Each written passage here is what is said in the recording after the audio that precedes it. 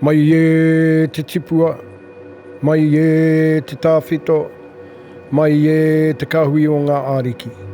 Ki te whai au i te ao māramati hei mauri ora.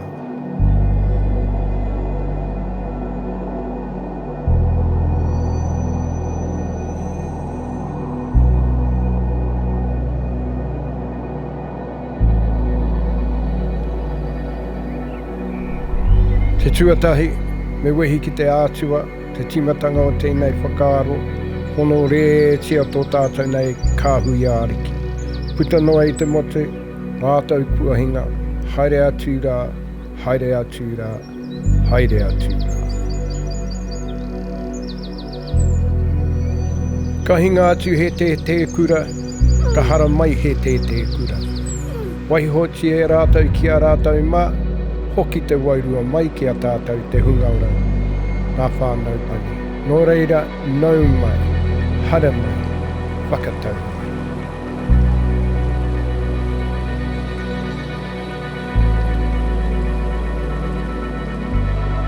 Whakatau mai rā i a mātou nei porotaka.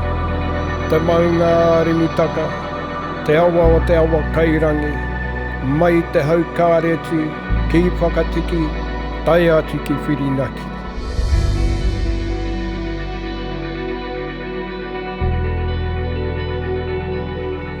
Tēnā, me hoki mai ki tēnei wāhi o remutaka. Tō tātou nei marae o orongo mai. Te whare tūpuna, ka hukuru.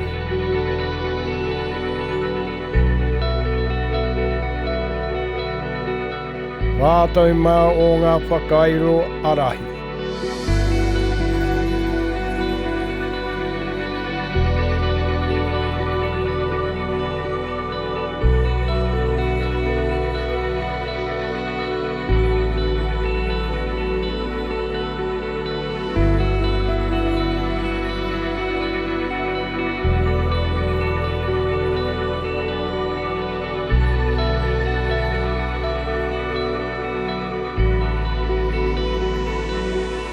Huri noa ki ngā tamariki mokopuna o remutaka. Te kāhui o ngā hauewha.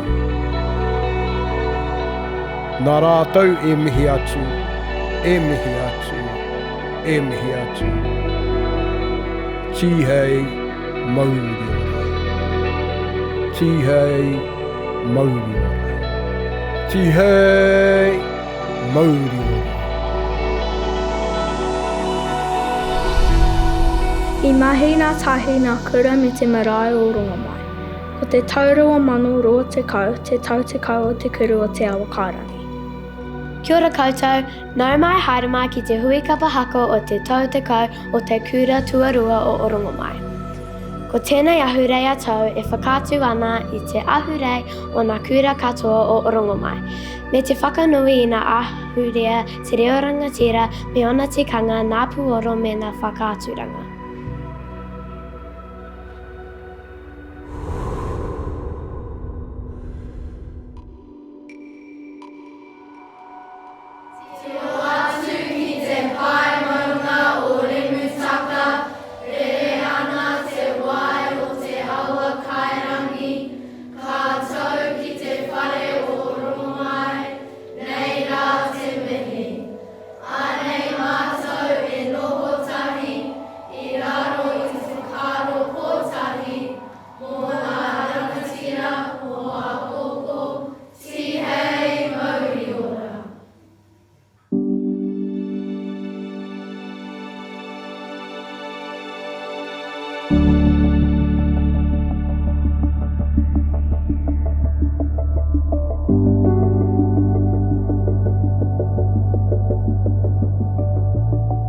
In 2010, Maidstone Intermediate hosted the first cultural festival for the upper Hutt schools in honour of the late Mātua Willie Wilson, who passed away in August 2009. Willie was a big part of the Māori culture in Upper Hutt, taught Kapa Haka at several schools and was hugely involved in previous Upper Hutt cultural festivals. Our festival is now a fitting tribute to his mana and the legacy he has left behind. Each year the festival is hosted by a different school. This year Upper Hutt School is our host.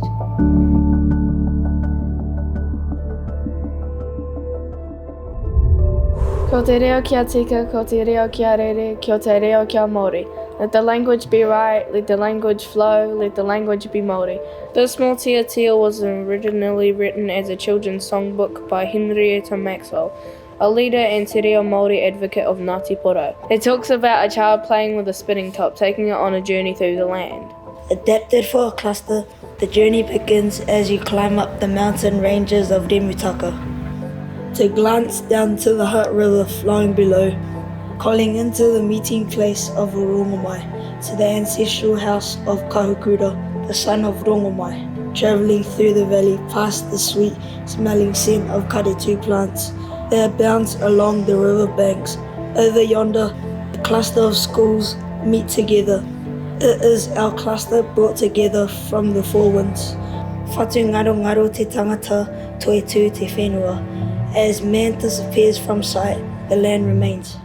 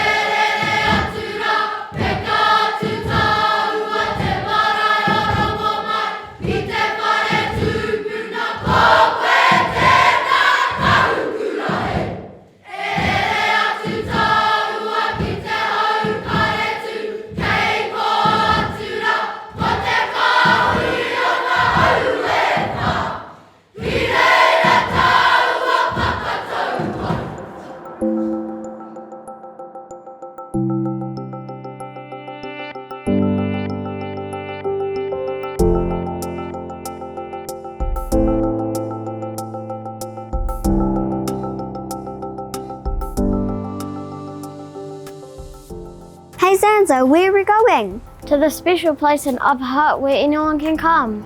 Oh, exciting. Is this the place? This is Orongomai Marae. Ai, Orongomai Marae tēnei, and this is where anyone can come. Even me?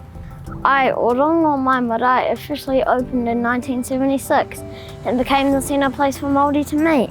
The slabs or poles which support the inside walls are carved in memory of ancestors. Even my ancestors of my tribes, nā te manipoto rau ko te whānau a Apanui. Ai, e hoa. Haramai ki roto. Tā tare Zanza, te unga mō te whare tūpuna a Kahukura. That is said in the tau parapara haramai porotaka ne. Ai, Kahukura is known to symbolise the multi-tribal nature of the urban marae, Orongomai.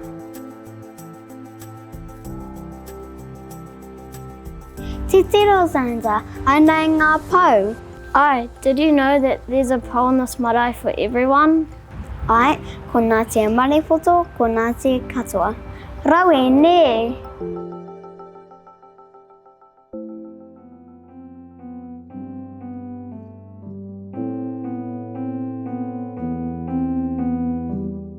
Mohi Kahui Waihi, born 10th of July 1945 till 25th of December 2019. Known to many as Papa Mohi, he is a long-time custodian at Rongomai and Kaumatua. In these roles, he supported the Upper Hutt community. Mohi was the third of 11 children and the oldest son. He was born and raised in Ruatoria on the east coast. Mohi's character, values or ahua from the richness of growing up in a big whānau gave him, as well as many others, a strong footing in life. It enabled him to stand tall and walk the life of a proud Ngāti Porou rangatira. We all know the legacy of colonisation in that area of Aotearoa's history. The urbanisation of Māori to places outside their whenua separated from whānau. This movement was to become the next chapter in his life. Mohi was around 15 and like many other young Māori men throughout the motu, they were gathered up with a promise of trade and city life. Mohi travelled to Upper Hutt Trentham Army Camp with an opportunity to train as a carpenter. A promise of 1 year free boarding. However, within the 2 years of their apprenticeship, all those young men had to find their own accommodation. Work was plentiful. One of these jobs was the Wainui Mata Gym, which still stands strong today. Mohi's connection to Upper Hutt was seeded in those early days at the army camp. Mohi became a master of many things and he lived a full, rewarding life. He had a strong passion, his love for playing rugby. While some will remember his skills and talent on the rugby field, it was represented at a national level for NZ Māori rugby that drew him back for the passion of all things Māori and to live as he has been born. A proud, humble Ngāti Porou rangatira always putting the emphasis on putting people first. Mana ki tanga me tikanga Māori me te ao Māori. His desire was for his people to stay connected to the values and teachings that are part of living te ao Māori. Taku Manoa is a Ngāti Porou anthem, a wāita Papa Mohi loved.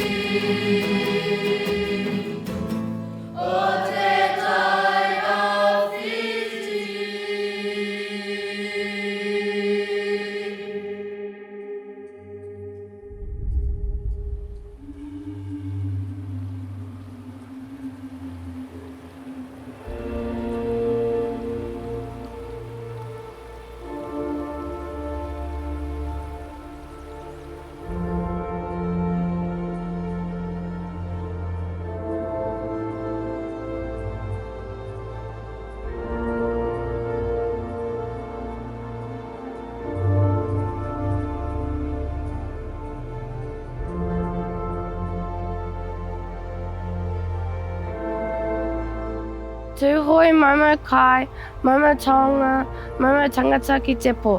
Ka hinga atu e te kura, ka hara mai e te kura. Matua Wilson, we honour you and celebrate the great mahi you have planted in our hapori o Rongomai. Kua pōwai. E kore koe e ware tia.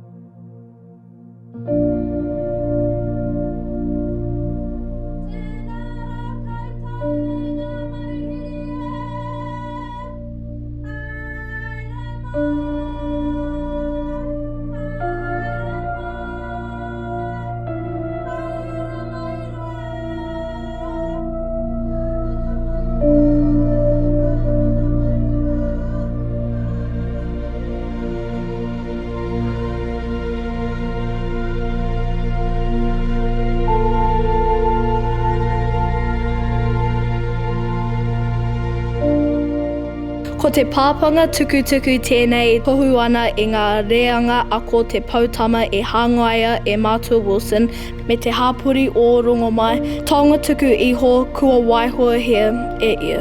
Nā Lisa Webster o te kura o Birchville i whakahoki mai te pānui i te tau 2019. I hāngaia te taku manawa patu hei whakanui i a koromohi nā kaumātua o Rongomai marae. I mate atu i te taurua mano te kaumaiwa. Ka tūkuna tēnei patu ki te rangatira o te kura a muri ake nei mo te ahure kapahaka o ngā kura o Rongomai. The taku manawa patu has been created to honour koromohi o Rongomai kaumātua who passed away in 2019. This patu is passed on to the next host school for use by the leader for future Upper Hutt schools' kapahaka festivals.